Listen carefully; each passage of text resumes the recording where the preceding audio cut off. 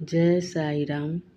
बाबा जी की असीम कृपा से श्री साई सच्चरित्र अध्याय 42 हम सभी श्रवण करेंगे। महासमाधि की ओर। भविष्य की आगाही।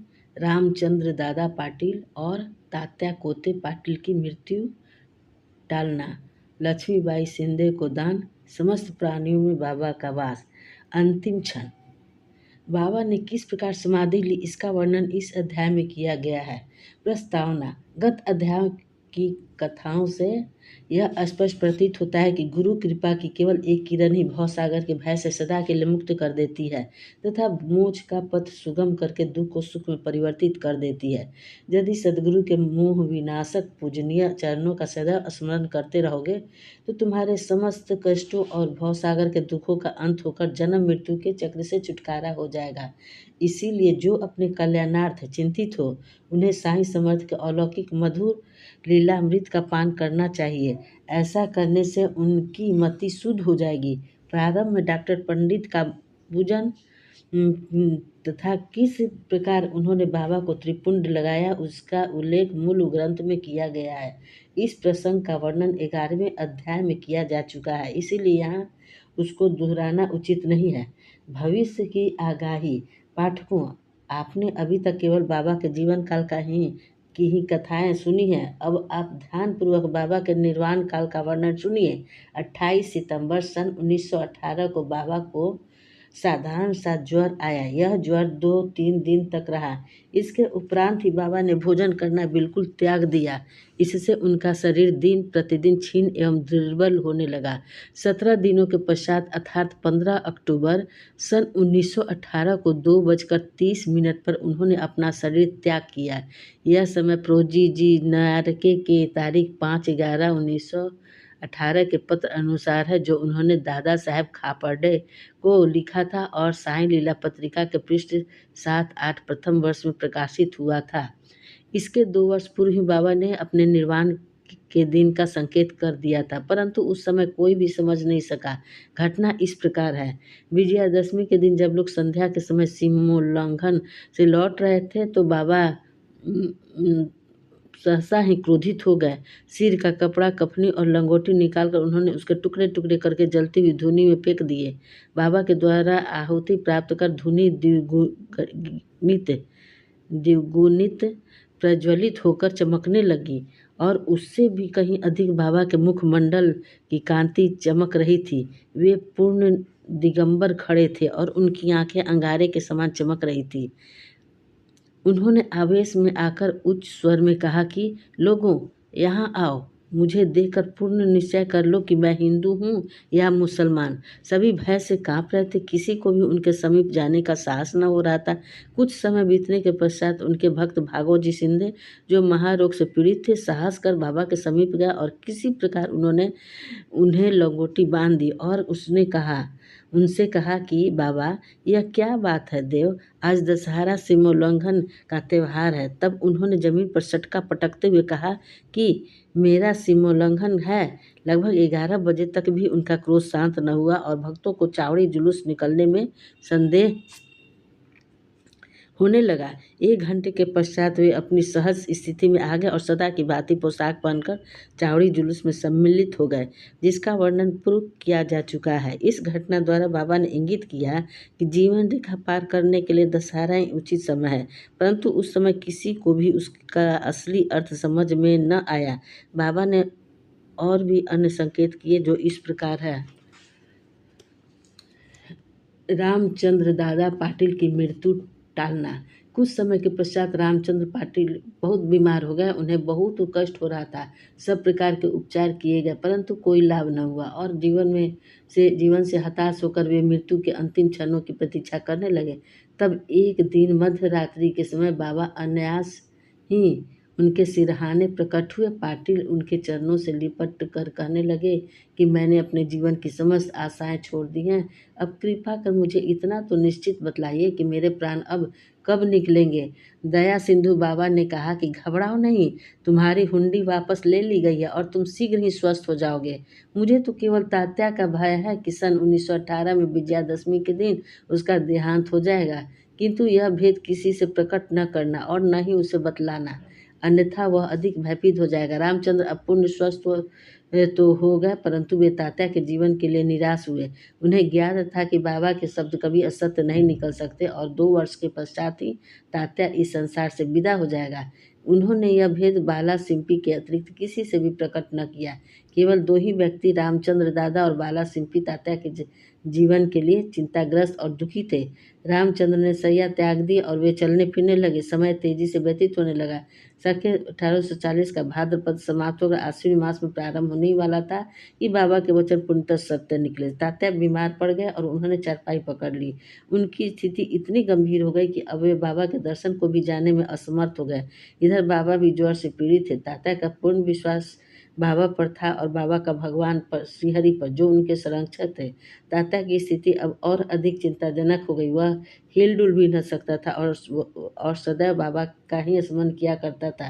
इधर बाबा की भी स्थिति उत्तरोत्तर गंभीर होने लगी। बाबा द्वारा बतलाया हुआ विजयादशमी का दिन भी निकट आ गया। तब रामचंद्र दादा और बाला सिंपी बहुत घबरा गए। उनके शरीर कांप रहे थे, पसीने की धाराएं प्रवाहित हो रही थी कि अब तात्या का अंतिम समय है। जैसे ही विजयादशमी का दिन आया, तात्या की नाड़ी मंद होने लगी और उनकी मृत्यु सन्निकट दिखलाई देने लगी। उस समय एक विचित्र घटना घटी। तात्या की मृत्यु टल गई और उसके प्राण बच गए, परंतु उसके स्थान पर बाबा स्वयं प्रस्थान कर गए और ऐसा प्रतीत हुआ जैसे कि परस्पर हस्तांतरण हो गया हो। सभी लोग कहने लगे कि बाबा ने तात्या के लिए प्राण त्यागे। ऐसा उन्होंने क्यों किया, ये वे ही जाने, क्योंकि यह बात हमारी बुद्धि के बाहर है। ऐसा भी प्रतीत होता है कि बाबा ने अपने अंतिम काल का संकेत तात्या का नाम लेकर ही किया था। दूसरे दिन 16 अक्टूबर को प्रातः काल बाबा ने दासगनु को पंढरपुर में स्वप्न दिया कि मस्जिद थर्रा करके गिर पड़ी है। शिरडी के प्राय सभी तेली तंबोली मुझे कष्ट देते थे, इसीलिए मैंने अपना स्थान छोड़ दिया है। मैं तुम्हें यह सूचना देने आया हूँ कि शीघ्र वहाँ जाकर मेरे शरीर पर हर तरह के फूल इकट्ठा कर चढ़ाओ। दासगनु को शिरडी से भी एक पत्र प्राप्त हुआ और वे अपने शिष्यों को साथ लेकर शिरडी आए तथा उन्होंने बाबा की समाधि के समक्ष अखंड कीर्तन और हरि नाम प्रारंभ कर दिया। उन्होंने स्वयं फूलों की माला गूंथी और ईश्वर का नाम लेकर समाधि पर चढ़ाई। बाबा के नाम पर एक बृहद भोज का भी आयोजन किया गया। लक्ष्मीबाई को दान। विजयादशमी का दिन हिंदुओं के लिए बहुत शुभ है और सीमोल्लंघन के लिए बाबा द्वारा इस दिन का चुना जाना सर्वथा उचित ही है। इसके कुछ दिन पूर्व से ही उन्होंने अत्यंत पीड़ा हो रही थी, परंतु आंतरिक रूप से वे पूर्ण सजग थे। अंतिम क्षण के पूर्व वे बिना किसी की सहायता लिए उठकर सीधे बैठ गए और स्वस्थ दिखाई पड़ने लगे। लोगों ने सोचा कि संकट टल गया और भय की कोई बात नहीं है तथा अब वे शीघ्र ही निरोग हो जाएंगे, परंतु वे तो जानते थे कि अब मैं शीघ्र ही विदा लेने वाला हूँ और इसीलिए उन्होंने लक्ष्मीबाई शिंदे को कुछ दान देने की इच्छा प्रकट की। समस्त प्राणियों में बाबा का वास। लक्ष्मीबाई एक उच्च कुलीन महिला थी। वे मस्जिद में बाबा के दिन रात सेवा किया करती थी। केवल भगत महालसा पति तात्या लक्ष्मीबाई के अतिरिक्त रात को मस्जिद की सीढ़ियों पर कोई नहीं चढ़ सकता था। एक बार संध्या समय जब बाबा तात्या के साथ मस्जिद में बैठे हुए थे, तभी लक्ष्मीबाई ने आकर उन्हें नमस्कार किया। तब बाबा कहने लगे, अरे लक्ष्मी, मैं अत्यंत भूखा हूँ। वे यह कहकर लौट पड़ी कि बाबा थोड़ी देर ठहरो, मैं अभी आपके लिए रोटी लेकर आती हूँ। उन्होंने रोटी और साग लेकर बाबा के सामने रख दिया, जो उन्होंने एक भूखे कुत्ते को दे दिया। तब लक्ष्मीबाई कहने लगी, बाबा यह क्या, मैं तो शीघ्र गई और अपने हाथ से आपके लिए रोटी बना लाई। आपने एक ग्रास भी ग्रहण किए बिना उसे कुत्ते के सामने डाल दिया। तब आपने व्यर्थ ही मुझे कष्ट क्यों दिया। बाबा ने उत्तर दिया कि व्यर्थ दुख न करो, कुत्ते की भूख शांत करना मुझे तृप्त करने के बराबर ही है। कुत्ते की भी तो आत्मा है। प्राणी भले ही भिन्न भिन्न आकृति प्रकृति के हों, उनमें कोई बोल सकते हैं और कोई मूक है, परंतु भूख सबकी एक सदृश ही है। इसे तुम सत्य जानो कि जो भूखों को भोजन कराता है वह यथार्थ मुझे ही भोजन कराता है। यह एक अकाट्य सत्य है। इस साधारण सी घटना के द्वारा बाबा ने एक महान आध्यात्मिक सत्य की शिक्षा प्रदान की कि बिना किसी की भावनाओं को कष्ट पहुँचाए किस प्रकार उसे नित्य व्यवहार में लाया जा सकता है। इसके पश्चात लक्ष्मीबाई उन्हें नित्य ही प्रेम और भक्तिपूर्वक दूध, रोटी और अन्य भोजन देने लगी, जिसे वे स्वीकार कर बड़े चाव से खाते थे। वे उसमें से कुछ खाकर शेष लक्ष्मीबाई के द्वारा ही राधा कृष्ण माई के पास भेज दिया करते थे। इस उच्छिष्ट अन्न को वे प्रसाद स्वरूप समझकर प्रेम पूर्वक सेवन करती थी। इस रोटी की कथा को असंबद्ध नहीं समझना चाहिए। इससे सिद्ध होता है कि सभी प्राणियों में बाबा का निवास है, जो सर्वव्यापी, जन्म मृत्यु से परे और अमर है। बाबा ने लक्ष्मीबाई की सेवाओं को सदैव स्मरण रखा। बाबा उनको भूला भी कैसे सकते थे। देह त्याग के बिल्कुल पूर्व बाबा ने अपनी जेब से हाथ डाला और पहले उन्होंने लक्ष्मी को 5 रुपए और बाद में 4 रुपए, इस प्रकार कुल 9 रुपए दिए। यह 9 की संख्या इस पुस्तक के अध्याय 12 में वर्णित नवविधा भक्ति की द्योतक है, अथवा यह सीमोल्लंघन के समय दी जाने वाली दक्षिणा भी हो सकती है। लक्ष्मीबाई एक सुसंपन्न महिला थी, अतः उन्हें रुपए की कोई आवश्यकता नहीं थी। इस कारण संभव है कि बाबा ने उनका ध्यान प्रमुख रूप से श्रीमद्भागवत के स्कंद 11 अध्याय 10 के श्लोक में 6 की ओर आकर्षित किया हो, जिसमें उत्कृष्ट कोटि के भक्त के 9 लक्षणों का वर्णन है, जिसमें से पहले 5 और बाद में 4 लक्षणों का क्रमशः प्रथम और द्वितीय चरणों में उल्लेख हुआ है। बाबा ने भी उसी क्रम का पालन किया, पहले 5 और बाद में 4, कुल 9। केवल 9 रुपए ही नहीं, बल्कि 9 के कई गुने रुपए लक्ष्मीबाई के हाथों में आए गए होंगे, किंतु बाबा द्वारा प्रदत्त ये 9 रुपए का उपहार वो महिला सदैव स्मरण रखेगी। अंतिम क्षण। बाबा सदैव सजग और चैतन्य रहते थे और उन्होंने अंतिम समय भी पूर्ण सावधानी से काम लिया। उन्होंने अंतिम समय सबको वहां से चले जाने का आदेश दिया। चिंतामग्न काका साहब, बूटी और अन्य महानुभाव जो मस्जिद में बाबा की सेवा में उपस्थित थे, उनको भी बाबा ने बाड़े में जाकर भोजन करके लौट आने को कहा। ऐसी स्थिति में बाबा को अकेला छोड़ना तो नहीं चाहते थे, परंतु उनकी आज्ञा का उल्लंघन भी तो नहीं कर सकते थे। इसलिए इच्छा न होते हुए उदास और दुखी हृदय से उन्हें बाड़े को जाना पड़ा। उन्हें विदित था कि बाबा की स्थिति अत्यंत चिंताजनक है और इस प्रकार उन्हें अकेले छोड़ना उचित नहीं है। वे भोजन करने के लिए बैठे तो, परंतु उनके मन कहीं और बाबा के साथ थे। अभी भोजन समाप्त भी न हो पाया था कि बाबा के नश्वर शरीर त्यागने का समाचार उनके पास पहुंचा और वे पेट ही अपनी अपनी थाली छोड़कर मस्जिद की ओर भागे तथा जाकर देखा कि बाबा सदा के लिए भैयाजी आपा कोते की गोद में अंतिम विश्राम कर रहे हैं।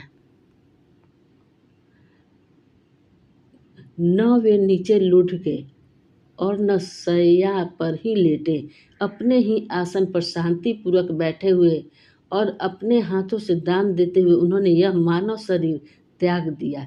संत स्वयं ही देह धारण करते तथा कोई निश्चित ध्येय लेकर इस संसार में प्रकट होते हैं, और जब ध्येय पूर्ण हो जाता है तो वे जिस सरलता और आकस्मिकता के साथ प्रकट होते हैं, उसी प्रकार लुप्त भी हो जाया करते हैं। श्री सद्गुरु साईनाथान परमस्तु शुभवतु। अध्याय 42 समाप्त हुआ। जय साईं।